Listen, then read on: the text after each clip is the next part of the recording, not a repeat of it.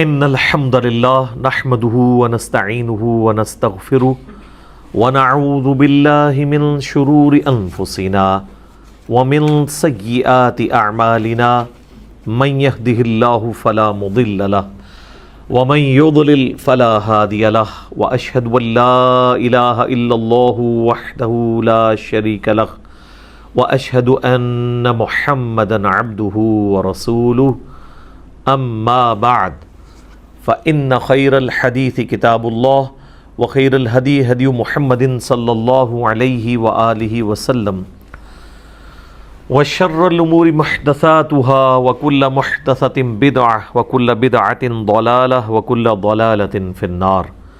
أعوذ بالله السميع العليم من الشيطان الرجيم من همزه ونفخه ونفثه. بسم الله الرحمن الرحيم. رب اشرح لي صدري ويسر لي امري واحلل عقدة من لساني يفقهوا قولي. بسم الله الرحمن الرحيم. ان الله وملائكته يصلون على النبي يا ايها الذين آمنوا صلوا عليه وسلموا تسليما. اللهم صل على محمد وعلى آل محمد كما صليت على ابراهيم وعلى آل ابراهيم انك حميد مجيد. اللهم بارك على محمد وعلى آل محمد كما باركت على إبراهيم وعلى آل إبراهيم إنك حميد مجيد. اللهم ربنا آتنا في الدنيا حسنة وفي الآخرة حسنة وقنا عذاب النار. لا إله إلا أنت سبحانك إني كنت من الظالمين. حسبنا الله ونعم الوكيل. یا حی یا قیوم برحمتک استغیث ولا حول ولا قوة الا باللہ العلی العظیم. ربنا آتنا من لدنک رحمہ وہیئ لنا من امرنا رشدا. آمین. الحمدللہ آج 17 مئی 2020 کی قرآن کلاس نمبر 29 کی اسٹوڈیو ریکارڈنگ ہونے جا رہی ہے. آج انشاءاللہ تعالی ہم سورۃ البقرہ کی آیت نمبر 196 سے آنورڈ سٹارٹ کریں گے. پچھلی کلاس میں بھی حج کا جو ٹاپک ہے اس کے اوپر ڈسکشن ہوئی تھی کیونکہ اسی سے ریلیٹڈ آیات چل رہی ہیں. وہی سلسلہ ان آیات کے اندر بھی آگے چلے گا. اعوذ باللہ من الشیطان الرجیم. بسم اللہ الرحمن الرحیم. وَأَتِمُّ الْحَجَّ وَالْعُمْرَةَ لِلَّهِ. اور پورا کرو حج اور عمرے کو اللہ کی رضا کی خاطر. یعنی جب تم نے کوئی نیت کی ہوئی ہے تو اس کو پورا کرو. پلس یہ ہے کہ جب کسی پر حج کسی کے اوپر فرض ہو جائے گا تو پھر وہ اس میں ڈیلے نہ کرے, فوراً سے پہلے اس حج کو ادا کرنے کی کوشش کرے, کیونکہ اسلام کے جو 5 بنیادی فرائض ہیں ان میں ایک حج بھی ہے, جو بخاری اور مسلم دونوں میں حدیث ہے کہ اسلام کی بنیاد 5 چیزوں پہ ہے. ان میں سے پہلی چیز اس بات کی گواہی دو کہ لا الہ الا اللہ محمد رسول اللہ صلی اللہ علیہ وآلہ وسلم. اس کے بعد نماز کو قائم کرنا, زکوٰۃ دینا, استطاعت ہو تو اللہ کی راہ میں حج کرنا, اور رمضان کے مہینے کے روزے رکھنا. حج سے ریلیٹڈ میں نے ڈیٹیل ڈسکشن کر دی ہے 4 لیکچرز کے اندر. مسئلہ نمبر 54A-B. اے جو تھا وہ عمرے سے متعلق تھا, بی جو ہے وہ حج سے ریلیٹڈ, اور سی اور ڈی جو ہے وہ قبر رسول صلی اللہ علیہ وآلہ وسلم کی حاضری سے ریلیٹڈ تھا. اس میں بھی میں نے یہ آلموسٹ ساری آیات کور کی تھی. وَأَتِمُّ الْحَجَّ وَالْعُمْرَةَ لِلَّهِ. پورا کیا کرو حج اور عمرے کو اللہ کے لیے. فَإِنْ أُحْصِرْتُمْ. پھر اگر تم گھر جاؤ. فَمَسْتَيْسَرَ مِنَ الْهَدْيِ. تو جو قربانی کا جانور آسانی سے میسر ہو اس کو آگے بھیج دو. وَلَا تَحْلِقُوا رُؤُوسَكُمْ حَتَّى يَبْلُغَ الْهَدْيُ مَحِلَّهُ. اور اپنے سروں کو اس وقت تک مت منڈواؤ, حلق کروانا ہو یا قصر کروانا ہو, دونوں صورتیں, اس وقت تک مت کرو جب تک کہ وہ جو ہدی کا جانور ہے وہ اپنی جگہ پر نہ پہنچ جائے, یعنی قربان گاہ پہ. جب تک ہدی کا جانور قربان نہ ہو جائے منا کے اندر جا کے, اس وقت تک تم اپنے بالوں کو منڈوا نہیں سکتے۔ آپ کو پتہ ہے کہ نبی علیہ السلام کی مبارک زندگی میں بھی ایک اس طرح کا واقعہ ملتا ہے ہمیں صحیح بخاری میں ڈیٹیل کے ساتھ۔ سورۃ الفتح میں بھی ذکر ہے، یہاں پر بھی اشارتاً اس کا ذکر آ رہا ہے کہ نبی صلی اللہ علیہ وآلہ وسلم نے 6 ہجری میں ارادہ کیا تھا عمرے کا، اور اس کے لیے آپ صلی اللہ علیہ وآلہ وسلم آلموسٹ 1500 صحابہ جانصار صحابہ کا لشکر لے کر نکلے تھے، لیکن راستے میں ہی آپ کو روک دیا گیا تھا، اور آپ صلی اللہ علیہ وآلہ وسلم نے بھی صلح کے اوپر آمادگی کر دی ان شرائط کے اوپر جو بظاہر اس وقت مسلمانوں کے خلاف تھی۔ ان میں سب سے بڑا ایشو تو یہ تھا کہ اس سال آپ کو ہم عمرے کی اجازت نہیں دیں گے، اگلے سال آپ آئیں گے اور 3 دن کے لیے اہل مکہ جو ہے وہ مکہ چھوڑ کر پہاڑیوں پہ شفٹ ہو جائیں گے، آپ لوگ آ کے انڈیپینڈنٹلی اپنی ایکٹیویٹیز پرفارم کر سکتے ہیں۔ تو لہٰذا وہ جو عمرہ تھا اس کی قضا پھر آپ علیہ السلام نے نیکسٹ ایئر میں دی۔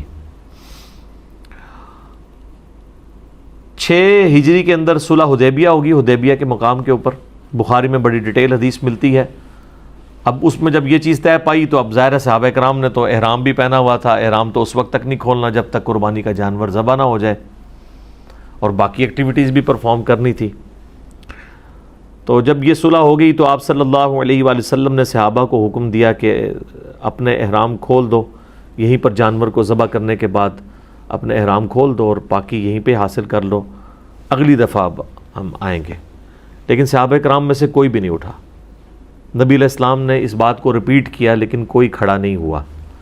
آپ علیہ السلام اپنے حجرے میں آئے تو اس سفر میں آپ کے ساتھ آپ کی بیوی تھی سیدہ ام سلمہ۔ تو نبی علیہ السلام نے فرمایا کہ میں نے اس طرح اپنے اصحاب سے یہ بات کی ہے، ان میں سے تو کوئی بھی نہیں اٹھا۔ تو انہوں نے کہا یا رسول اللہ ان کو ان کے حال پہ چھوڑ دیں، آپ خود اپنے جانور کو یہاں پہ قربان کریں، اپنا احرام کھول دیں، یہ خود بخود آپ کو فالو کریں گے۔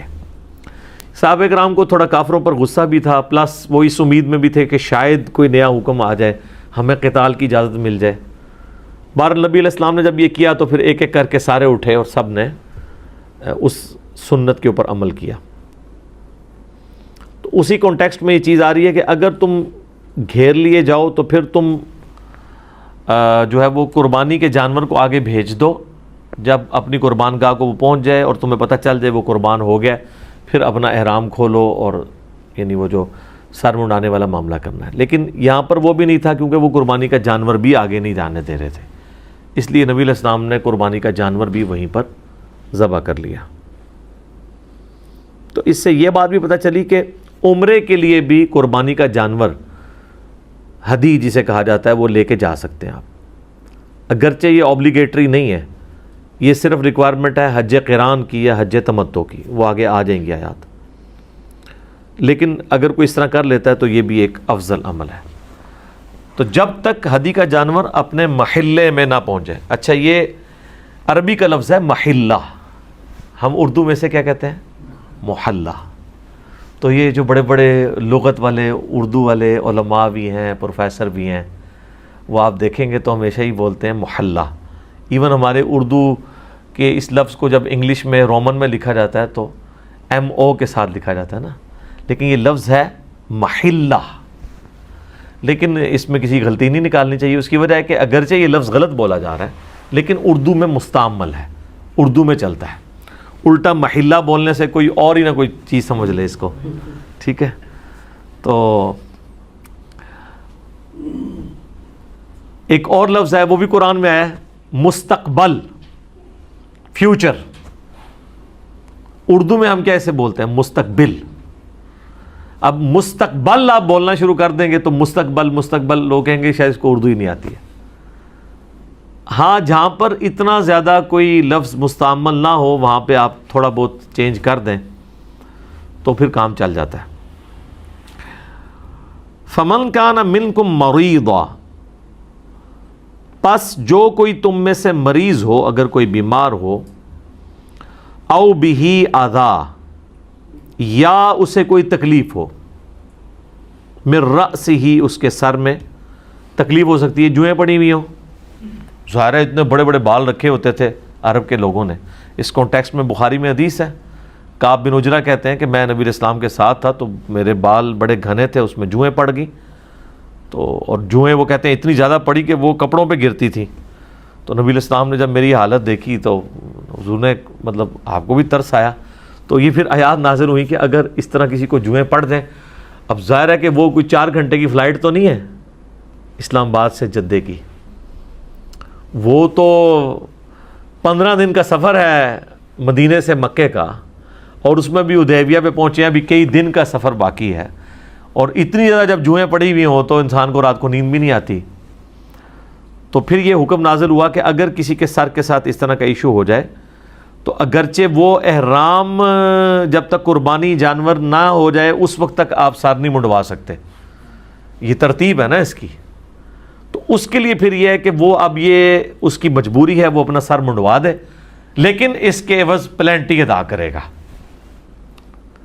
جسے آپ حج کی ٹرمنالوجی میں دم بھی کہتے ہیں. اور اس کیس میں وہ کیا ہوگا وہ آ رہا ہے، او بہ اذم من رأسہ ففدیۃ من صیام، تو وہ سر منڈوانے کے عوض فدیہ دے دے روزوں کی شکل میں، او صدقۃ یا خیرات کر دے، او نسک یا قربانی دے دے. اچھا یہ ایسا موقع ہے جہاں پر آپ کو تینوں آپشن پیرلل میں دیے جا رہے ہیں. ویسے آپ قرآن میں جب کبھی بھی اس طرح کی پلنٹیز دیکھیں گے نا، جیسا کہ سورۃ المائدہ کی آیت نمبر 89 میں آیا ہے کہ جو کوئی منت مانی ہوئی توڑ دے تو قسم جو ہے اس نے کھا لی تھی اب وہ توڑنا چاہتا ہے تو اس کا کفارہ کیا ہے، وہ ایک غلام آزاد کرے. تو آتا ہے اگر غلام نہ پائے تو، ٹھیک ہے جی، غلام نہ پائے تو 10 مسکینوں کو کھانا کھلائے یا 10 مسکینوں کو کپڑے دے دے، اور اگر یہ بھی نہ پائے تو 3 مسلسل روزے رکھے. یہ نہیں ہے کہ ڈائریکٹ روزوں پہ جانا ہے، جو افورڈ کر سکتا ہے اس نے وہ والے کام کر رہے ہیں. لیکن یہاں پر تینوں آسانیاں پیرلل میں ہیں. آپ کی مرضی ہے، امیر ہیں غریب ہیں جو بھی ہیں، آپ فدیہ دے سکتے ہیں اس فارم میں کہ آپ روزے رکھیں، صدقہ کریں یا قربانی دیں. اس کانٹیکسٹ میں بخاری میں حدیث ہے، نبی علیہ السلام سے جب انہوں نے پوچھا تو آپ صلی اللہ علیہ وآلہ وسلم نے فرمایا کہ 6 مسکینوں کو کھانا کھلا دو، یا نصف سا ان کو غلہ دے دو، گندم دے دو. آلموسٹ آپ سمجھ لیں 1.25 کلو کے قریب. تو آج کی ڈیٹ میں اگر ہم اس سا کو کیلکولیٹ کریں تو یہ صحیح بخاری کے اندر جو ہے وہ 3 روزے اور 6 مساکین، یعنی ان میں سے کوئی ایک آپشن رکھ سکتے ہیں، یا تیسرا آپ قربانی کا جانور بھی کر سکتے ہیں.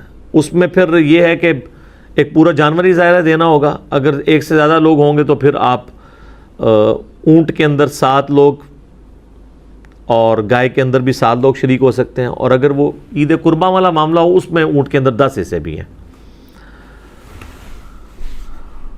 فَمَن لَّمْ يَجِدْ، پھر جو کوئی قربانی کی طاقت نہ رکھتا ہو، اچھا نہیں بیچ میں یہ آیت رہ گئی ہے، فَمَن تَمَتَّعَ بِالْعُمْرَةِ إِلَى الْحَجِّ. اب یہ ایک اور مسئلہ آ رہا ہے، او نسکین والا تو معاملہ مکمل ہوا. فَإِذَا أَمِنْتُمْ، اور جب تم امن میں ہو جاؤ، یعنی امن میں مراد یہ ہے کہ اب تم سٹیبل ہو گئے ہو، مکے میں پہنچ گئے ہو. فَمَن تَمَتَّعَ بِالْعُمْرَةِ، تو جو کوئی نفع اٹھانا چاہتا ہے عمرے کا، إِلَى الْحَجِّ، حج کے ساتھ، یعنی حج تمتع کرنا چاہتا ہے. یہ نکاح متع اور اسی طریقے سے حج متع، یہ دونوں ٹرمز استعمال ہوتی ہیں، یعنی ایک سفر کے اندر اس چیز کو، اس فیسلٹی کو اویل کرنا کہ آپ حج کے ساتھ عمرہ بھی کر لیں. صحیح بخاری مسلم میں آتا ہے کہ مشرکین عرب کے اندر یہ چیز گناہ سمجھی جاتی تھی کہ کوئی شخص حج کے لیے سفر کرے اور وہ ساتھ عمرہ بھی کرے. وہ کہتے تھے کہ جی آئے حج کے لیے ہو تو عمرہ کیوں ساتھ کر رہے ہو، عمرے کے لیے آنا ہے تو دوبارہ سے آؤ. تو نبی علیہ السلام نے اللہ تعالیٰ سے ریکویسٹ کی اس معاملے میں، تو نبی صلی اللہ علیہ وآلہ وسلم کو اللہ تعالیٰ نے وحی کے ذریعے بتایا کہ آپ نے یہ رسم توڑنی ہے، یہ رسم غلط ہے. اور آپ علیہ السلام نے جب اپنا پہلا اور آخری حج فرمایا تو آپ چونکہ اپنے قربانی کا جانور ساتھ لا چکے ہوئے تھے، تو آپ علیہ السلام نے فرمایا کہ اگر مجھے پہلے پتہ ہوتا نا تو میں اپنے قربانی کا جانور ساتھ نہ لاتا، چونکہ قرآن میں یہ آیت ہے کہ جو قربانی کا جانور لے آئے جب تک جانور اپنی قربان گاہ تک نہ پہنچے اس وقت تک وہ شخص احرام نہیں کھول سکتا۔ تو اب تو میں تو حج تمتع نہیں، حج قران کروں گا۔ حج قران میں بھی تمتع ہوتا ہے کہ آپ ایک سفر میں حج اور عمرہ اکٹھا کرتے ہیں۔ یہ حج کی 3 قسموں کو سمجھ لیں، پھر آپ کو یہ باتیں سمجھنا ذرا آسان ہوں گی۔ حج کی بیسیکلی 3 قسمیں ہیں۔ نمبر 1 حج افراد، جس کو پنجابی کہنا ہے چھڑا حج، اس میں صرف حاجی ہوگا اور کچھ نہیں ساتھ ہوگا، نہ کوئی جانور قربان کرنا پڑے گا آپ کو، کیونکہ آپ نے اس سے تمتع نہیں لیا عمرے کا۔ یہ جو حج کے موقع کے اوپر قربانی کی جا رہی ہوتی ہے یہ حج کی قربانی نہیں ہوتی، بلکہ حج کے ساتھ آپ جو عمرے کی فیسلٹی کو اویل کرتے ہیں یہ اس کے اگینسٹ آپ کو قربانی دینی ہوتی ہے۔ وہ اسی آیت کے اندر آ جائے گا، سورۃ البقرہ کی آیت نمبر 196 کے اندر۔ اور اس میں جو شخص قربانی کی استطاعت نہیں رکھتا تو وہ 10 روزے رکھے گا، 3 ایام حج کے اندر رکھے گا، اور ایام حج یعنی پہلے جو 9 دن ہیں، 1 ذوالحجہ سے لے کر 9 ذوالحجہ تک، ان کے اندر 3 روزے رکھ لے گا اور 7 گھر واپس آ کے رکھے گا، تو وہ 10 روزے بن جائیں گے۔ وہ آیات آ جائیں گی۔ حج افراد کے اندر آپ نے کوئی قربانی نہیں دینی ہوتی، صرف حج کرنا ہوتا ہے۔ حج جو تمتع ہے اس میں آپ عمرہ بھی ساتھ کرتے ہیں اور حج بھی ساتھ کرتے ہیں، فائدہ اٹھا لیتے ہیں، اور فائدہ یہاں تک اٹھاتے ہیں کہ آپ اگر پہلے پہنچ گئے ہیں مکے کے اندر، ابھی حج کی ایکٹیویٹیز کے دن باقی ہیں جو 8 ذوالحجہ سے شروع ہوتے ہیں، تو آپ اپنا احرام کھول دیں۔ ہم نے حج تمتع کیا تھا، دنیا میں آلموسٹ 95% زیادہ لوگ حج تمتع کرتے ہیں، کیونکہ وہ پہلے ہی لے جاتے ہیں وہاں پہ آپ کو، تو آپ عمرہ کر کے احرام کھول دیتے ہیں۔ ابھی تو 8-10 دن حج میں پڑے ہوتے ہیں، اب 8-10 دن احرام کی پابندیاں کوئی کس طرح برداشت کرے گا کہ کوئی آپ نے ناخن بھی نہیں کاٹنے، بال بھی نہیں اور ٹوٹنے چاہیے، اور باقی آپ نے پورا پروٹوکول، کوئی اس طریقے سے کھجلی بھی نہیں کرنی، سر پہ کوئی چیز بھی نہیں رکھنی، اتنی ساری پابندیاں۔ تو نبی علیہ السلام نے پھر صحابہ کو حکم دیا کہ جنہوں نے عمرہ کر لیا ہے عمرہ کرنے کے بعد احرام کھول دیں۔ خود نبی علیہ السلام نے احرام نہیں کھولا کیونکہ آپ قربانی کا جانور ساتھ لائے تھے، اور قرآن میں حکم ہے کہ جب تک قربانی کا جانور قربان نہ ہو جائے آپ احرام نہیں کھول سکتے۔ تو جو لوگ قربانی کا جانور نہیں لائے ہوئے تھے، نبی علیہ السلام فرمایا تمہیں تو کوئی مجبوری نہیں ہے، اس کو کھولو۔ تو پھر بھی کچھ لوگوں نے نہیں کھولا، تو آپ فرمایا وہ نافرمان ہے جو میرے اس حکم پہ عمل نہیں کر رہے۔ پھر ایک صحابی نے آگے پوچھا، بخاری مسلم دونوں میں آتا ہے کہ یا رسول اللہ یہ ہمارے لیے آسانی ہے یا بعد کے لوگوں کے لیے؟ تو آپ علیہ السلام فرمایا کہ قیامت تک حج اور عمرہ اس طرح آپس میں داخل ہو گئے، یعنی اب آپ نے سنت کو جاری کر دیا۔ تو حج تمتع میں آپ احرام کھول دیتے ہیں، پھر 8 ذوالحجہ کو آپ ظہر کے بعد جو ہے وہ احرام باندھ لیتے ہیں، اور پھر آپ منا چلے جاتے ہیں، اور پھر وہ جو حج کی ایکٹیویٹیز ہیں وہ 12 تک وہ آپ نے وہ کرنی ہوتی ہیں۔ اس میں سے بھی پہلے دن ہی آپ نے ظاہر ہے کہ جب 9 ذوالحجہ کا دن آئے گا تو عرفات سے آپ واپس آئیں گے۔ ترتیب یہ ہوتی ہے کہ 8 اور 9 کی درمیانی رات آپ نے منا میں گزارنی ہے، اور پھر صبح کے وقت آپ نے وہاں سے نکلنا ہے، صبح سے مراد فجر کے بعد، سورج نکلنے کے بعد، اور آپ نے دن اپنا عرفات میں گزارنا ہے۔ لوگ پیدل بھی چلے جاتے ہیں، آلموسٹ پیدل وہاں سے آپ سمجھ لیں 1-1.5 گھنٹہ لگ جاتا ہے، اور بسوں میں جائیں تو 3-4 گھنٹے لگ جاتے ہیں کیونکہ بہت رش ہوتا ہے۔ اب تو بڑی چوڑی روڈ انہوں نے بنا دی ہے، آپ پیدل ہی جائیں تو آسانی رہتی ہے، جگہ جگہ پانی پینے کی جگہ بھی بنی ہوئی ہے۔ 9 ذوالحجہ کا دن آپ نے یوم عرفہ جو اصل اس کی روح ہے وہ میدان عرفات میں گزارنا ہے آپ نے، اور میدان عرفات میں آپ نے ظہر اور عصر کی نمازوں کو جمع کر کے پڑھنا ہے اور قصر پڑھنا ہے۔ یہ حج کی خصوصیت ہے، 2 فرض ظہر کے 2 عصر کے، اور پھر مغرب تک مسلسل دعائیں کرنی ہیں۔ ادھر کی عبادت دعائیں ہیں، یا آپ نے وہ جو سنت اذکار ہیں، لا الہ الا اللہ وحدہ لا شریک لہ لہ الملک ولہ الحمد وہو علی کل شیء قدیر، یہ میدان عرفات کی دعا ہے۔ سبحان اللہ والحمد للہ ولا الہ الا اللہ واللہ اکبر، یہ بھی دعا ملتی ہے۔ اور جب مغرب کی نماز کا وقت ہو جائے تو آپ نے نماز نہیں پڑھنی بلکہ مزید اندھیرا ہونے کا انتظار کرنا ہے. تھوڑا سا جب اندھیرا ہوگا تو آپ نے بغیر نماز پڑھے وہاں سے نکلنا ہے اور آ کر آپ نے مزدلفہ میں آ جانا ہے. مزدلفہ جو ہے وہ منا اور عرفات کے درمیان ہے. یعنی صبح آپ منا میں خیمے لگائے ہوئے تھے، منا سے چلے گئے عرفات، واپسی پہ منا واپس نہیں آئیں گے بلکہ راستے میں آپ مزدلفہ کے اندر رکیں گے اور وہاں پر آپ نے رات گزارنی ہے 9 اور 10 کی درمیانی رات. اور اسی رات میں آپ نے مغرب و عشاء کی نماز وہاں پہ رات کو جس ٹائم بھی پہنچیں، آپ رات 12-1 بجے پہنچنے میں بھی کامیاب ہو رہے تو یہ آپ کی کامیابی ہے. بعض لوگ فجر کے وقت ہی پہنچ رہے ہوتے ہیں. جو پیدل آتے ہیں وہ تو پہنچ جاتے ہیں، جو گاڑیوں میں آتے ہیں وہ فجر کے قریب ہی کہیں پہنچتے ہیں، لیکن اس رات کا کچھ حصہ وہاں پہ گزارنا ضروری ہے. تو آپ مغرب اور عشاء کی نماز پڑھیں گے، 3 فرض مغرب کے 2 عشاء کے. اس کے بعد فجر کی نماز پڑھنی ہے. فجر کے بعد آپ نے طلوع آفتاب کا انتظار کرنا ہے، سورج نکلنے کا.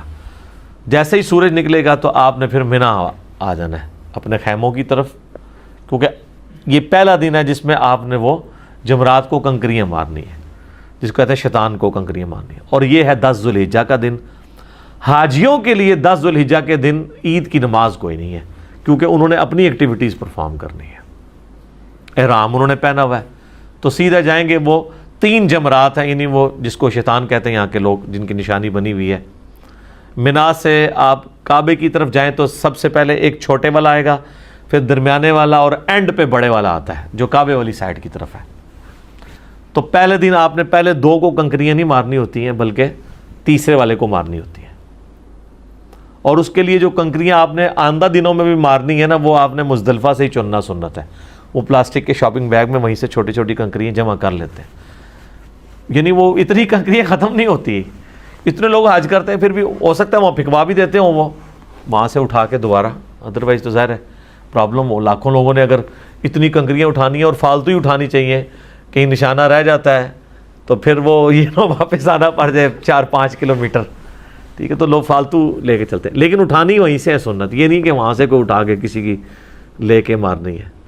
درمیانی سی چنے کی سائز کی کنکریاں.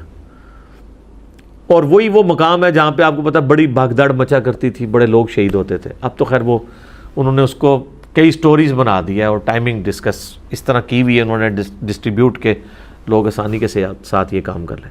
پہلے دن مسئلہ نہیں ہوتا کیونکہ پہلا دن تو آپ کے پاس پورا ہوتا ہے نا کنکریاں مارنے کے لیے. صبح کے وقت آپ جا کے مار سکتے ہیں. بس کنکریاں مارتے ہی آپ نے پھر قربانی کرنی ہے. قربانی کرنے اگر خود چلے گئے پھر تو پورا دن ہی لگ جائے گا.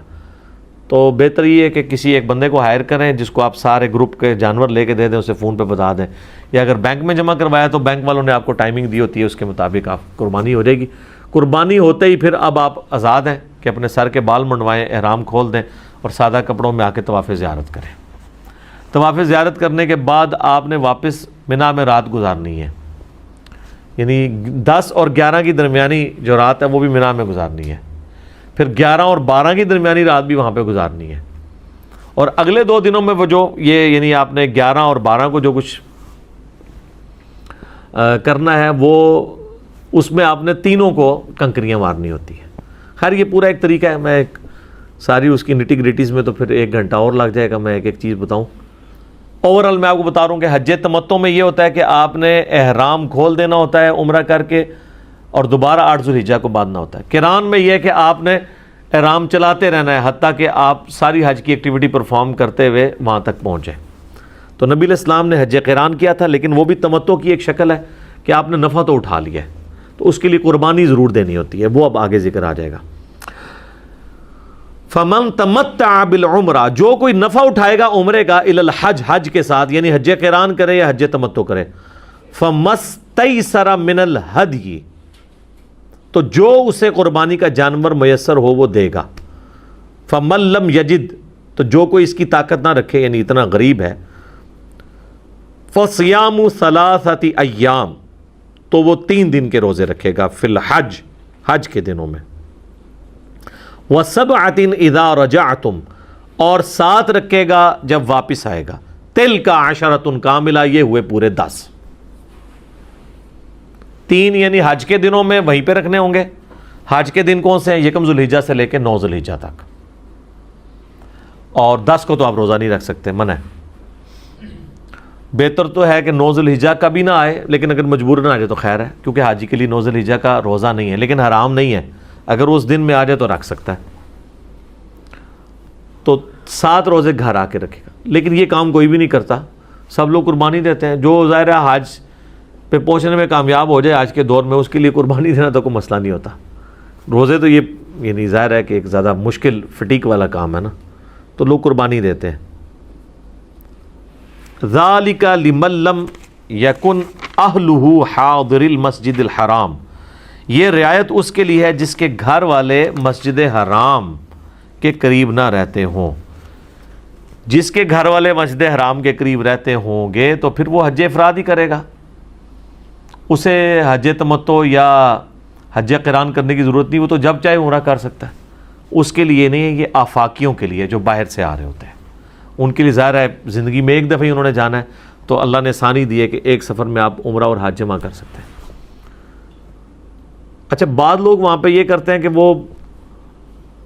وہ تنعیم پر جا کر نہ بار بار جا کے احرام باندھتے ہیں، وہ 2 ریال لیتی ہے وہ ہائیس، وہاں پہ لے جاتے ہیں، وہ جہاں مسجد عائشہ بنی ہے سلام اللہ علیہا، وہ صحیح بخاری میں حضرت عائشہ کا ایک کیٹاسٹرافک کنڈیشن والا معاملہ، ان کو پیریڈز آ گئے تھے حج کے دوران، تو نبی علیہ السلام نے ان کے پیریڈ پاک ہونے کا انتظار کیا، اور اس کے بعد پھر ان کو اپنے بھائی عبد الرحمن بن ابی بکر کے ساتھ بھیجا کہ ان کو وہاں سے احرام بندھوا کر لے آئے۔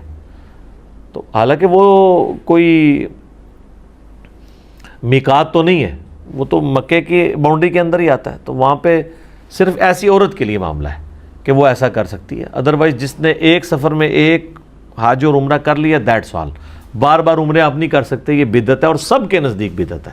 یہ اکثر لوگ مسئلہ پوچھ بھی رہے ہوتے ہیں، اس لیے میں نے ساتھ بتا دیا آپ کو۔ واتقوا اللہ، اور اللہ کا تقوی اختیار کرو، واعلموا ان اللہ شدید العقاب، اور جان لو کہ بے شک اللہ سخت سزا دینے والا ہے، یعنی اللہ کی حدود کی پاسداری کرنی ہے۔ الحج اشہر معلومات، حج کے مہینے سب کو معلوم ہے۔ ظاہر مشرکین عرب اس سے واقف تھے کہ حج کے مہینے کون سے ہیں، رمضان کے فوراً بعد والے، شوال، ذی-قعدہ اور ذوالحجہ۔ آج تو ہم 4 گھنٹے میں یہاں سے پہنچ جاتے ہیں نا، وہاں تو لوگ 1-1, 1.5, 2 مہینے پہلے سفر شروع کرتے تھے تو پہنچتے تھے۔ اگر آپ کو ایون مدینے سے ہی حج کے لیے آنا ہے مکے، تو 15 دن آپ کو چاہیے اونٹ کے اوپر، اور 15 دن آپ کے دیکھیں کتنے مشکل ہوں گے، اس میں راتیں بھی تو آ رہی ہیں، رات کو پڑاؤ کرنا ہے، کتنی تکلیفوں سے آپ کو گزرنا پڑے گا۔ اور یہ تو ہو گیا مدینے سے آنے کے لیے، کسی نے تبوک سے آنا ہے تو اس کا تو 30-40 دن لگ گئے نا، شام سے آنا ہے، یہاں سب کانٹیننٹ سے جانا تھا تو یہ تو 4-4 مہینے پہلے نکلتے تھے، مشکل کام تھا نا۔ تو حج کی جو تیاری اور یہ سارے معاملات شروع ہو جاتے تھے رمضان کے فوراً بعد، تو اس لیے اللہ تعالیٰ نے کہا کہ حج کے مہینے سب کو معلوم ہے۔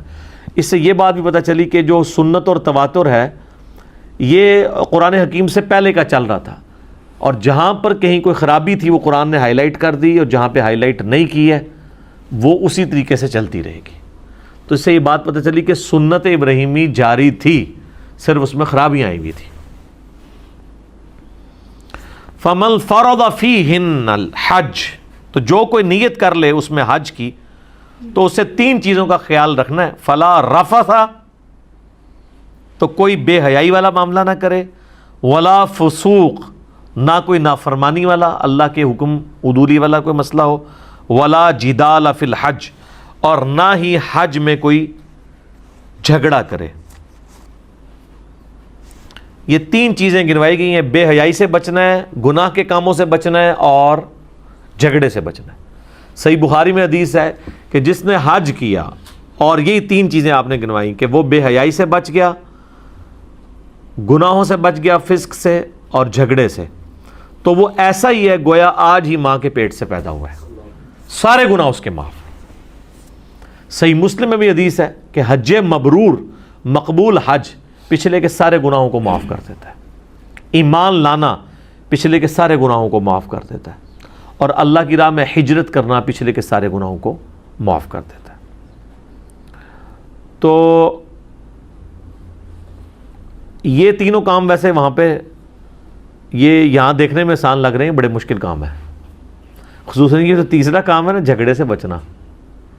ظاہر ہے جب اتنے لوگ جمع ہوئے ہوں جس میں ہر طرح کے ایجوکیٹڈ بھی ہوں، ان پڑھ بھی ہوں، جاہل بھی لوگ ہوں، ہر علاقے کے لوگ ہوں، اب کئی علاقوں میں یعنی ٹریڈیشنز ہی ڈیفرنٹ ہوتی ہیں، بعض لوگ تو تمیز کے ساتھ کسی کو کہتے ہیں راستہ دے دو، اور کئی علاقوں میں ہوتا ہے کہ وہ خود ایسے کر کے راستہ نکلوانے کی کوشش کرتے ہیں، تو ظاہر بندے کو غصہ بھی آ جاتا ہے۔ اور پھر خصوصاً ان لوگوں کے لیے جن کی ذرا صحت اچھی ہوتی ہے، قد بت اونچے ہوتے ہیں، وہ چھوٹے موٹے لوگوں کو تو سمجھتے ہی کچھ نہیں ہے وہاں پہ۔ اب یہ جو 7-7 فٹ کے حبشی آئے ہوئے ہوتے ہیں افریقہ سے، یہ تو ہم تو ان کے آگے بالکل آپ سمجھ لیں کیڑی ہیں نا، اور اگر انڈونیشین اور ملیشین ہوں گے تو بیچارے بالکل چھوٹے چھوٹے ہوتے ہیں، وہ تو ان سے ڈرتے پھرتے ہیں۔ اس لیے آپ دیکھیں وہ گروپس کی فارم میں ہوتے ہیں وہاں، آپ طواف کرتے ہوئے دیکھیں نا تو آپ کو ایک طرح کے کپڑوں کے لوگ نظر آ رہے ہوتے ہیں، وہ گروپس کی فارم میں ہاتھوں میں ہاتھ ڈال کے، لیکن وہ بھی مصیبت ان کے ساتھ ڈلی ہوئی ہے، ہاتھوں میں دستانے بھی پہنے ہوتے ہیں نا، کیونکہ وہ شافیوں کے نزدیک تو بیوی کو ہاتھ لگانے سے وضو بھی ٹوٹ جاتا ہے نا، تو انہوں نے دستانے بھی پہنے ہوتے ہیں۔ دیکھ لینا تقلید کی کوئی ایک نصرت تو نہیں ہے نا، حالانکہ واضح حدیث موجود ہے کہ نہیں ٹوٹتا۔ تو پھر انہوں نے جو خاص قسم کی عورتیں جو ہیں انہوں نے اگر حجاب کیے ہوئے ہیں تو انہوں نے ادھر نا بڑے بڑے پھول لگائے ہوئے ہوتے ہیں، یعنی کسی نے کوئی گلابی کلر کا پھول لگایا تو پورے گروپ کے وہ گلابی کلر کے پھول ہوں گے یا یلو کلر کے ہوں گے، تاکہ اگر کوئی ادھر ادھر گم جائے تو وہ دیکھ لے کہ ہاں یار وہ فول پروف سسٹم کیا ہوتا ہے۔ اچھا یہ ضروری ہے، اور یہ زیادہ تر انڈونیشین ملیشین اس لیے کرتے ہیں، خصوصاً انڈونیشین جو ہیں وہاں باقاعدہ ٹریننگ ہوتی ہے، وہاں یہ نہیں ہے کہ جو بندہ بھی ہے کہ منہ اٹھا کے حج کرنے کے لیے چلا جائے گا، کئی سال ان کی باری نہیں آتی ہے جب تک وہ ٹیسٹ پاس نہیں کرتے ہیں، ان کی پوری ٹریننگ ہوتی ہے کہ ہاں یہ اس قابل ہے کہ اب اس کو وہاں پہ بھیجا جائے۔ اور پاکستان میں تو اسی وقت قابل ہو جاتا ہے بندہ جب بالکل سارے کاموں سے فارغ ہو کے بوڑھا ہو جاتا ہے نا، گھر والے بھی تنگ ہوتے ہیں، کہتے ہیں چلو اب اس کو حج کرانے کے لیے بھیج دو۔ اور وہ بندہ جس نے نماز بھی صحیح نہیں پڑھی ہوتی، جو روزانہ 5 دفعہ پڑھنی ہوتی ہے، اس کو زندگی میں 1 دفعہ حج کرنا پڑ جائے اور وہ اس کو سیکھا ہوا نہ ہو حج اور عمرے کو، تو وہ کیسے کر سکتا ہے؟ تو آپ دیکھیں گے پھر کوئی بھی ایکٹیویٹی صحیح طریقے سے پرفارم نہیں کرتا ہے۔ اس لیے میں نے ایک سٹیپ وائز وہ لیکچر ریکارڈ کروا دیا تھا، مسئلہ نمبر 54A اور B، جب بھی کوئی عمرے پہ جانے لگے اسے کہ 54A دیکھ لے، حج پہ جانے لگے تو A اور B دونوں دیکھیں، اور قبر رسول کی حاضری کے لیے 54C اور D یہ 2 دیکھ لیں۔ تو اللہ تعالیٰ فرما رہے ہیں کہ جو بے حیائی سے بچ گیا، گناہ کے کاموں سے اور جھگڑے سے، تو یہ یعنی اس حج وہ اصل میں کر رہا ہے۔ بے حیائی سے بھی بچنا مشکل ہے، ظاہر ہے کہ وہ صحیح بخاری میں حدیث ہے کہ عورتوں کا چہرہ کھلا ہوا ہوگا، اب اتنی عورتیں ہوں گی، آپ نے نگاہوں کی حفاظت خود کرنی ہے، یہ تو نہیں ہے کہ کوئی زبردستی اللہ تعالیٰ کی طرف سے آپ کی کوئی آنکھوں کی حفاظت ہو جائے گی کہ آپ کو صرف مرد ہی نظر آئیں گے، عورتیں نظر نہیں آئیں گی، یا عورتوں کو صرف عورتیں نظر آئیں گی، مرد نظر نہیں آئیں گے۔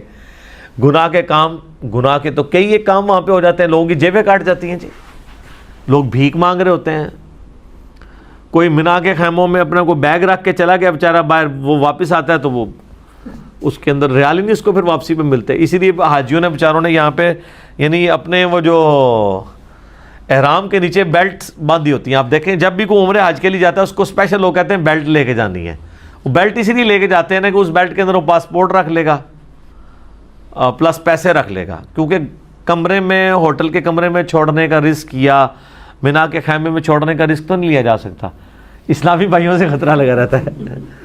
ظاہر ہے کوئی یہودی عیسائی تو نہیں آ کے چوری کرتے، اپنے لوگ ہی کر رہے ہوتے ہیں، تو یہ سارے خطرات وہاں پہ ہوتے ہیں۔ اس لیے ان ساری یہ کہنے کو تو بڑا آسان ہے، پھر کسی کی دل آزاری ہو جانا، کسی کو دھکا دے دینا، یعنی یہ بڑا مشکل کام ہے وہاں پہ ان ساری چیزوں سے بچنا۔ تو اگر انسان کے ذہن میں یہ چیز ہونا کہ میرے حج کی قبولیت اس کے اوپر ڈیپینڈنٹ ہے کہ میں نے بے حیائی کا کوئی کام نہیں کرنا، اور میں نے کسی کا دل نہیں دکھانا، کسی کو ناجائز دھکا نہیں دینا، اور اگر کسی سے دھکا لگ گیا اس کو معاف کرنے کی روش اختیار کرنی، پھر آپ کو خود بخود صبر آ جاتا ہے۔ اور میجارٹی لوگ اس کو مینٹین کر لیتے ہیں وہاں پہ، میجارٹی لوگ کوشش کرتے ہیں کہ ہم جھگڑا والا معاملہ نہ کریں. اور ظاہر ہے کہ اب یہ جو فلا رفثا میں یعنی اس میں جو چیز جائز بھی ہے یعنی میاں بیوی کا تعلق جو ہے وہ بھی ان دنوں کے اندر احرام کی حالت میں اس کی بھی پابندی ہے، اس سے بھی آپ نے اجتناب کرنا ہے. وَمَا تَفْعَلُوا مِنْ خَيْرٍ يَعْلَمْهُ اللَّهُ، اور جو کوئی بھی تم نیکی کا کام کرو تو اللہ اسے خوب جانتا ہے.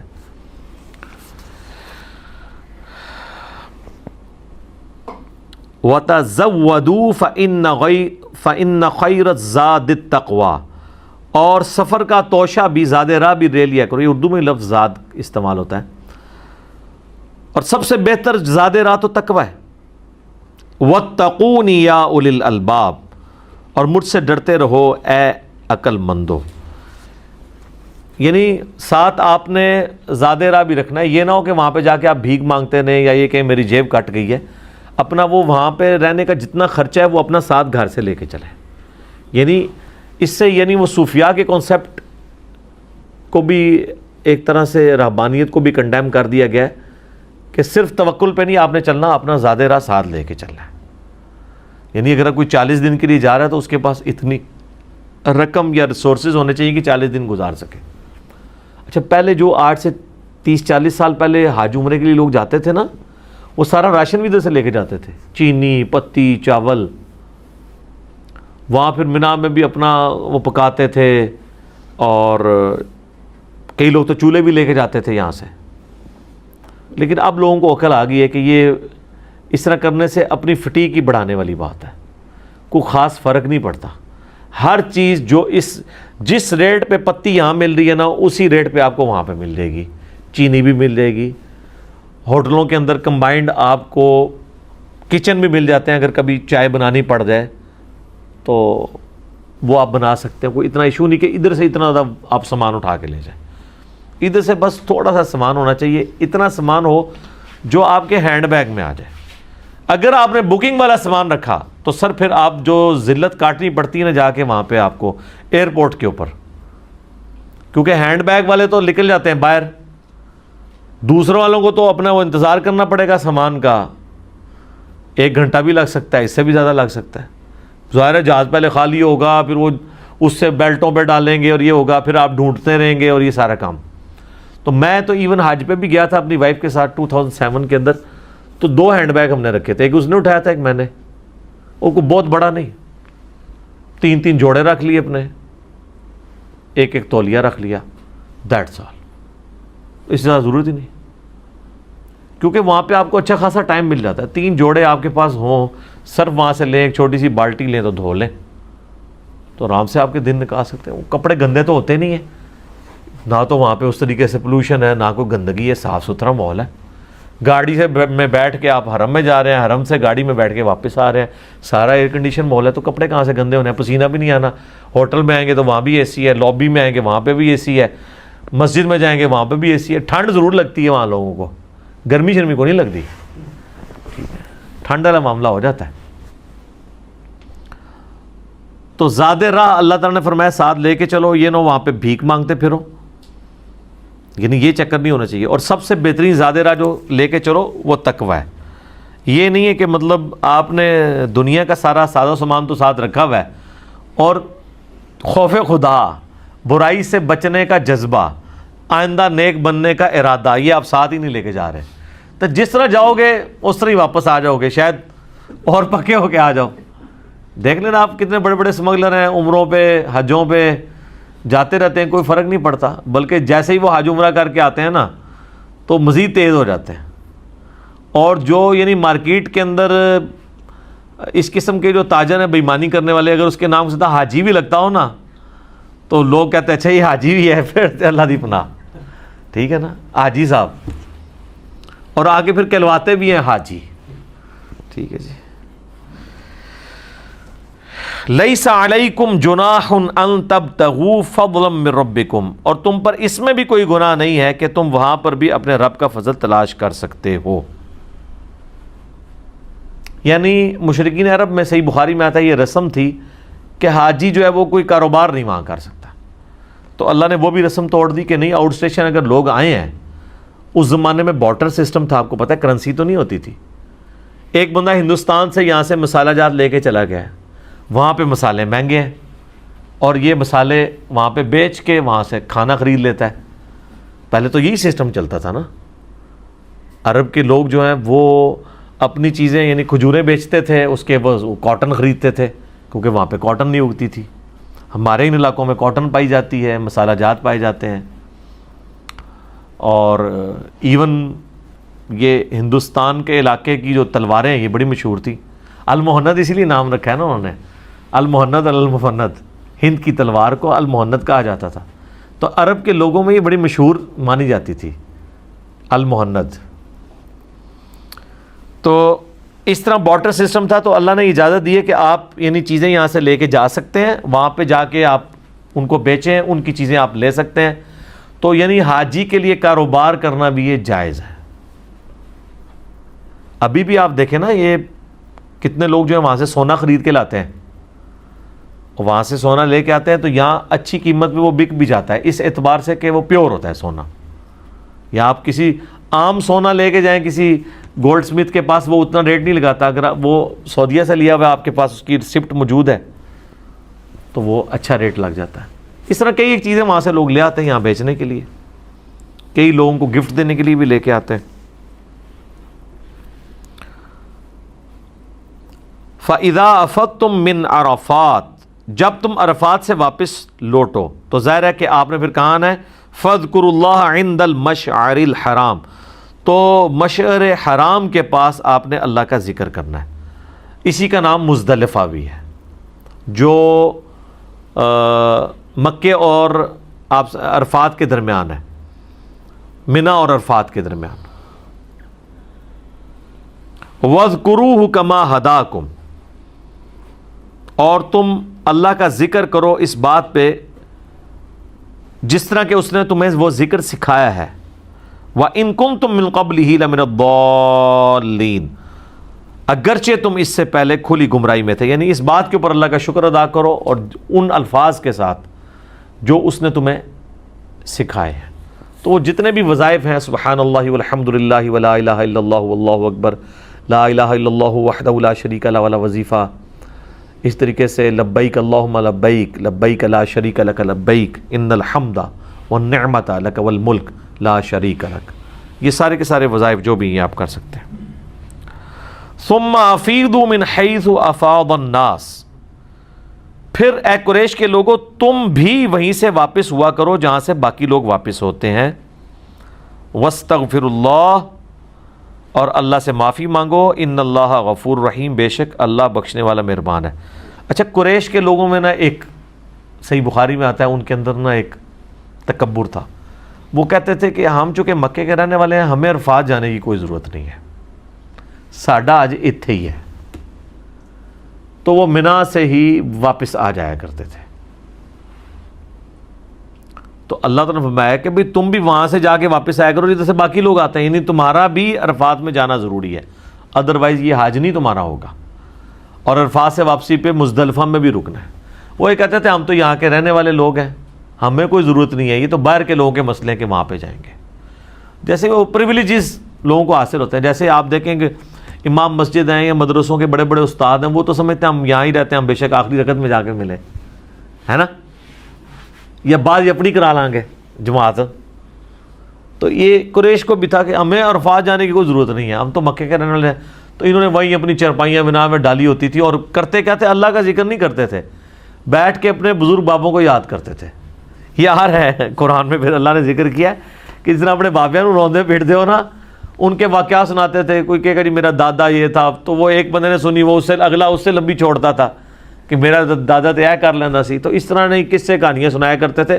ظاہر پورا دن کیسے گزارے، اللہ کا ذکر تو نصیب والوں کا حصہ ہے نا. منا کے اندر آپ پورا دن رات کیسے آپ نے گزارنی ہے، کوئی نہ کوئی تو کام کرنا ہے نا. تو وہ یہی کرتے تھے. نہ اس وقت نیٹ، نہ کوئی ٹی وی، نہ کوئی ایسے ایشو، کوئی ایکٹیویٹیز نہیں تھی. تو وہ گپے شپے مارا کرتے تھے اور اپنے بزرگوں کو یاد کیا کرتے تھے. ویسے آج والے بھی جڑے نا ان بزرگوں نہیں ہوتے یاد کرتے ہوں گے کہ جناب ساڈے بزرگوں نال کی ہو گئی ہے. ٹھیک ہے جی. فَإِذَا قَضَيْتُم مَنَاسِكَكُم، پھر جب تم اپنے یعنی وہ مناسک پورے کر چکو حج کے، فَاذْكُرُوا اللَّهَ كَذِكْرِكُمْ آبَاءَكُمْ او اشد ذکر، تو اللہ کا ذکر اس طرح کیا کرو جس طرح اپنے باپ دادوں کو یاد کرتے ہو، او اشد ذکر، یا اس سے بھی بڑھ کر اللہ تعالیٰ کا ذکر کرو۔ تو یہ اسی کانٹیکسٹ میں ہی آگے بات چل رہی ہے کہ آپ نے وہاں سے لوٹنا ہے جہاں سے باقی لوگ لوٹتے ہیں، اللہ سے معافی مانگنی ہے، ان اللہ غفور الرحیم، بے شک اللہ والا بخشنے والا مہربان ہے۔ اور جب تم واپس ہو حج کر چکو تو پھر یاد کرو اللہ تعالیٰ کو اس طرح جس طرح کے تم یاد کرتے ہو اپنے بزرگوں کو، بلکہ اس سے بھی بڑھ کر۔ فَمِنَ النَّاسِ مَن يَقُولُ رَبَّنَا آتِنَا فِي الدُّنْيَا حَسَنَةً، فِي الدُّنْيَا، لوگوں میں ایسے بھی ہیں جو کہتے ہیں یا اللہ ہمیں دنیا میں ہی عطا فرما دے، وَمَا لَهُ فِي الْآخِرَةِ، ایسے لوگوں کے لیے آخرت میں کوئی حصہ نہیں ہے جو صرف اللہ سے دنیا مانگتے ہیں۔ فِي الْآخِرَةِ مِنْ خَلَاقٍ، کوئی بھی حصہ نہیں ہے۔ وَمِنْهُمْ مَنْ يَقُولُ رَبَّنَا آتِنَا فِي الدُّنْيَا حَسَنَةً، اور لوگوں میں ایسے بھی ہیں جو کہتے ہیں اے اللہ ہمیں دنیا میں بھلائیاں عطا فرما، وَفِي الْآخِرَةِ حَسَنَةً، اور آخرت میں بھی بھلائیاں عطا فرما، وَقِنَا عَذَابَ النَّارِ، اور آخرت کی سب سے بڑی بھلائی کہ ہمیں دوزخ کے عذاب سے، آگ کے عذاب سے بچا لے۔ اللہم اجرنا من النار، آمین۔ بخاری مسلم میں حدیث ہے کہ نبی علیہ السلام کی اکثر دعا یہی ہوا کرتی تھی، ربنا آتینا فی الدنیا حسنہ وفی الآخرۃ حسنۃ وقنا عذاب النار۔ بخاری مسلم میں یہ اللہم کے ساتھ بھی ہے، اللہم کے ساتھ بھی پڑھ سکتے ہیں، صرف ربنا کے ساتھ بھی پڑھ سکتے ہیں، دونوں کو ملا کے بھی پڑھ سکتے ہیں۔ تو اللہ فرماتا ہے جو اس طرح دعا کریں گے نا، اولئک لہم نصیب مما کسبوا، ایسے لوگ ہیں جن کو دونوں جہانوں میں حصہ ملے گا ان کی کمائی کا، واللہ سریع الحساب، اور اللہ تعالیٰ حساب لینے میں بہت جلدی فرمانے والا ہے۔ ظاہر ہے یہ ہمیں تو دور لگ رہا ہے نا کہ قیامت کا دن دور ہے، ان قریب آ جانا ہے۔ بخاری مسلم کی حدیث ہے جو مر گیا گویا اس کی قیامت قائم ہو گئی، تو قیامت تو کوئی دور نہیں ہے اس کے لیے۔ وَاذْكُرُوا اللَّهَ فِي أَيَّامٍ مَّعْدُودَاتٍ، اور اللہ کو یاد کرو گنتی کے دنوں کے اندر۔ یہ ایام تشریق ہیں، صحیح بخاری میں آتا ہے۔ وہ ظاہر ہے ہم یہاں پر بھی یاد کرتے ہیں، 4 ایام تشریق ہے نا، 10، 11، 12 اور 13، اور 9 ذی الحجہ سے ہمارا وہ تسبیحات بھی شروع ہو جاتی ہیں، فجر سے لے کے 9 ذی الحجہ کی 13 کی عصر تک، ہر نماز کے بعد اللہ اکبر اللہ اکبر لا الہ الا اللہ اللہ اکبر اللہ اکبر وللہ الحمد۔ حتیٰ کہ بخاری میں آتا ہے کہ جو امام باقر تھے وہ تو سنت اور نوافلوں پڑھنے کے بعد بھی یہ تسبیحات اس میں ذکر کیا کرتے تھے۔ سنن کبریٰ البیہقی میں ہے کہ سیدنا علی اس سنت پہ عمل کیا کرتے تھے کہ 9 کی فجر سے لے کے 13 کی مغرب سے پہلے یعنی 13 کی عصر کی نماز کے بعد تک ان تسبیحات کو رپیٹ کرتے تھے۔ فمن تعجل فی یومین فلا اثم علیہ، جو کوئی 2 دن میں واپس چلا جائے تو اس پہ کوئی گناہ نہیں ہے۔ ویسے تو مینا کے اندر آپ پہنچ جاتے ہیں 8 ہی کو، 9 کا دن آپ نے عرفات میں گزارنا ہے، اور 9 اور 10 کی درمیانی رات آپ نے کہاں گزارنی ہے؟ مزدلفہ کے اندر۔ 10 کی صبح کو آپ نے کنکریاں مار کے تو اپنی باقی ایکٹیویٹی پرفارم کرنی ہے اور واپس آنا ہے، تو 10 اور 11 کی درمیانی رات بھی آپ نے وہاں پہ گزارنی ہے۔ تو 10 کا دن بھی وہاں پہ گزارا، پھر 11 بھی، اور پھر 12 بھی۔ لیکن 12 کو آپ اگر مغرب سے پہلے وہاں سے نکل آتے ہیں اور واپس پہنچ جاتے ہیں پھر تو ٹھیک ہے، لیکن اگر 12 کی وہاں پہ مغرب ہوگی پھر آپ کو 12 کی رات بھی گزارنی ہوگی۔ لیکن 99% لوگ 12 کو واپس آ جاتے ہیں، کیونکہ یہ قرآن میں ہے نا کہ جو کوئی 2 دن میں واپس آ جائے تو ٹھیک ہے، یعنی وہ 10، 11، 12 اور ٹوٹلی تو خیر وہ چونکہ 12 کی رات تو آتی نہیں ہے نا، 11 اور 12 گنا جا رہا، 10 کا دن تو ایکٹیویٹیز کا، یعنی 11 اور 12 2 دن وہاں پہ گزار لیتا ہے تو ٹھیک ہے۔ ومن تأخر، اور جو کوئی وہاں پہ کچھ اور دیر رکنا چاہتا ہے، فلا اثم علیہ، تو اس پہ بھی کوئی حرج والی بات نہیں، کوئی گناہ نہیں، لمن اتقا، بشرطے کہ وہ ڈر رہا ہو۔ یہ نہیں کہ وہاں پہ پھر وہ گپے مارے، وہ ظاہر ہے کہ پھر وہاں تو بالکل خالی ہو جاتے ہیں نا خیمے، تو یہ نہ ہو کہ وہاں پہ مطلب ایک لوگ انجوائمنٹ کے لیے رکے ہوں، اللہ کے ذکر کے لیے رکے۔ واتقوا اللہ، اور اللہ سے ڈرو، واعلموا، اور جان لو، انکم الیہ تحشرون، کہ تمہیں مرنے کے بعد اسی کی بارگاہ میں لوٹ کے جانا ہے، وہیں پر اکٹھا کیا جانا ہے۔ اب یہ ہے اصل میں چیز کہ یہ جو حج کی ایکٹیویٹیز ہیں یہ آپ کو آخرت کے دن کی یاد دلاتی ہیں۔ وہاں پہ بھی انسان نے بالکل اس طریقے سے، بلکہ کپڑے ہی نہیں ہونے، صرف انبیاء کو کپڑے پہنائے جائیں گے، صحیح بخاری میں آتا ہے، باقی تو لوگ بالکل اس طرح اٹھائے جائیں گے۔ اور پھر جب کفن کی حالت میں بھی انسان کو دفن کیا جاتا ہے تو اس طرح سیدھی چادروں میں ہی دفن کیا جاتا ہے۔ تو اس سے آخرت کے دن کی جواب دہی بھی ذہن میں آتی ہے۔ آخرت میں بھی اتنے سارے لوگ ایک جگہ پہ جمع ہوں گے، اس طرح وہاں پہ بھی عرفات میں لوگ لاکھوں کی تعداد میں ایک جگہ جمع ہوئے ہوتے ہیں۔ تو اللہ کا تقویٰ پیدا کرنے والی چیزیں ہیں، بلکہ تقویٰ تو یہاں سے ہی شروع ہو جاتا ہے۔ تھوڑا سا بندہ اگر اس کی نظر میں عبرت ہو نا تو اس کو یہاں پہ کئی چیزیں نظر آ جاتی ہیں۔ یقین کریں جب میں پہلی بار عمرے کے لیے گیا تو وہ 747 بوئنگ جہاز تھا، وہ عمرے کے لیے ہی جا رہا تھا سارا، رمضان شریف میں 2002 کے اندر۔ 747 میں اب آلموسٹ کوئی 400 کے قریب تو مسافر بیٹھے ہوتے ہیں۔ میں جب انٹر ہوا نا، میں بالکل ہم لوگ اینڈ پہ ہی پہنچے تھے جہاز میں، جب یعنی وہ اس کے اڑنے میں بھی آدھا پونا گھنٹہ تھا۔ تو جو زیادہ تو لوگ وہمی ہوتے ہیں نا، وہ پہلے ہی جا کے بیٹھ جاتے ہیں کدھر اڑ ہی نہ جیسا ہم لے بغیر جہاز۔ تو ہم تو بیٹھے ہوئے تھے لانچ کے اندر، ہم نے کہا سکون سے ادھر کھلے ڈلے بیٹھے ہیں، جہاز میں جا کے ضرور تنگ ہونا ہے۔ تو جیسے ہی وہ فائنل اناؤنسمنٹ ہوگی نا، جب لوگ پھر یہ کہ پھر آپ کو وہ لائن میں بھی تو لگنا پڑتا ہے نا، اپنا وہ سارا سلسلہ جو چل رہا ہوتا ہے اس کے لیے لائن میں بھی لگنا پڑتا ہے۔ تو اتنی دیر لائن میں کھڑے ہونے کے بجائے آپ ادھر ہی لابی میں کرسیاں وہاں بیٹھے رہے۔ جب آپ دیکھیں نا لائن بالکل ختم ہو رہی ہے، آخری 1-2 بندے رہیں گے تو اٹھیں جا کے اپنا، تاکہ آپ کو تھکاوٹ بھی نہ ہو۔ لائن میں کھڑی ہونے کی تردد کیا کرنے کی ضرورت ہے۔ وہ جناب جب جہاز میں انٹر ہوئے نا، تو میں جس وقت انٹر ہوں نا تو اس وقت تو سارا بھرا ہوا تھا۔ وہ بندہ خوف کھا جاتا ہے، ساری سفید یعنی احرام کے اندر لگتا ہے مردے بیٹھے ہوئے ہیں سارے، بندہ خوف کھا جاتا ہے۔ آپ ذرا دیکھیں نا کہ دونوں طرف یوں سیٹیں ہوں اور آپ پیچھے سے انٹر ہو رہے ہیں اور وہ حد نگاہ تک سارے سفید کپڑوں میں ایسے بیٹھے ہیں، بندہ ایک بار خوف کھا جاتا ہے۔